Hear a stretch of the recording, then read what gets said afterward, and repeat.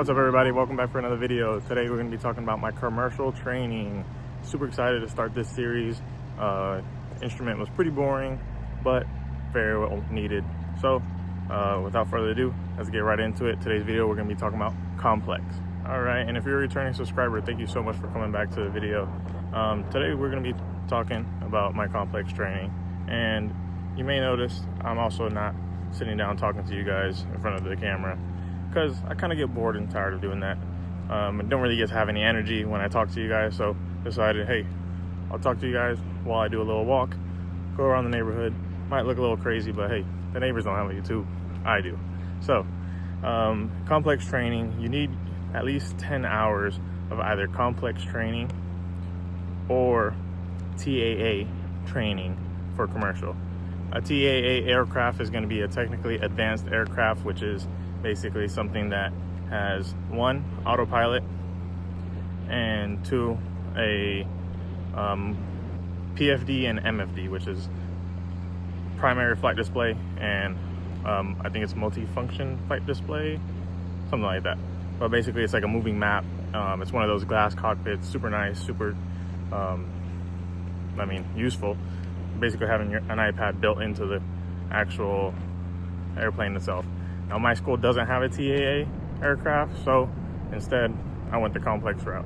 And either or, whichever one you do, is honestly very beneficial, just because of the fact that in complex you're using something that has flaps, a variable pitch prop, and gear up, gear down. So something with a retractable gear. TAA, you have something that's a little bit more technically advanced. So either or is great to do for your training, because once you get into like flying jets and bigger, faster aircraft, those aircraft will have both of those things. So the route I went was actually the route of the complex.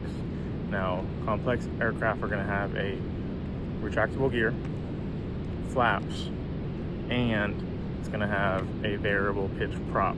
So instead of the normal Cessna 172, for example, how the pitch of the propeller is a set pitch and it just rotates, and basically that allows the aircraft to have kind of the same performance no matter what.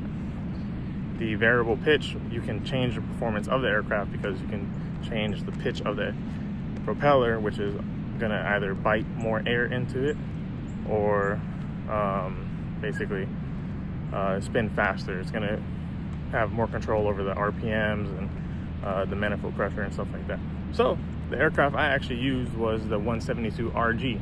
Very familiar model. I've done most of my training in the Cessna 172, so I was actually really comfortable with the transfer over. The RG has the complex requirements, and with the variable pitch prop and the gear up, gear down, the retractable gear. That's actually what RG stands for, retractable gear. And you get to learn a lot about the different complex systems that go into it, and like what actually changes the pitch. It's the oil pressure, or versus the gear, like what happens if one day you have a hydraulic failure or electrical failure. How are you going to get the gear down? How do you get it up? What do you do? So you do a lot of training in terms of that, emergency procedures, which is amazing. I mean, you've got to have it if you're going to be a safe pilot. Carry passengers, carry your family, carry your dog, whatever it might be. And what's very, very important also is that as you're doing your training, you're actually really understanding what every single part of the airplane is doing, because at this point in a commercial pilot, you're expected to be at a much higher standard than a private pilot. You're not doing it for a hobby no more. Now you're doing it for pay. You need to be professional. So we do a lot of training. It's only 10 hours that's required, but honestly, if you can get more, get more. And in this video, I'm also having all these clips play in the background, so you get to see my performance takeoffs, short field, soft field, and different landings as well.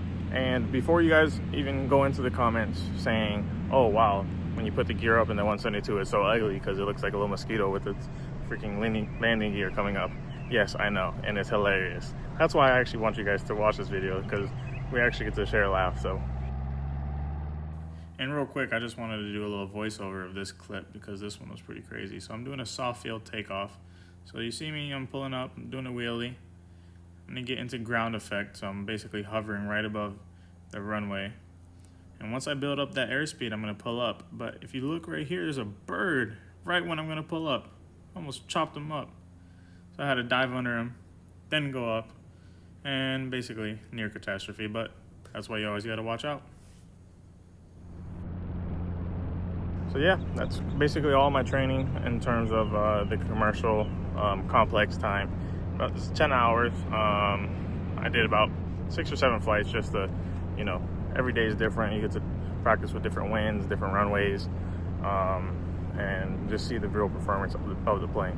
I also did do a little bit of TAA time on the side, but what actually met my requirement was my complex. And comparing the both, the complex was way better.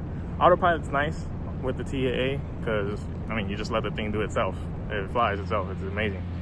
But what's going to make you a real pilot? The plane flying itself or you flying the plane?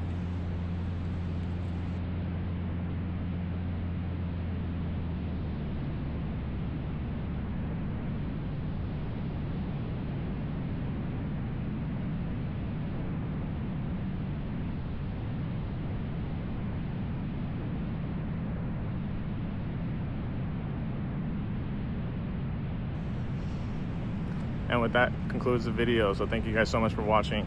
Please like, comment, and subscribe, and stay tuned for the next video. Have a lot more planned in terms of my commercial training. And until next time, see ya.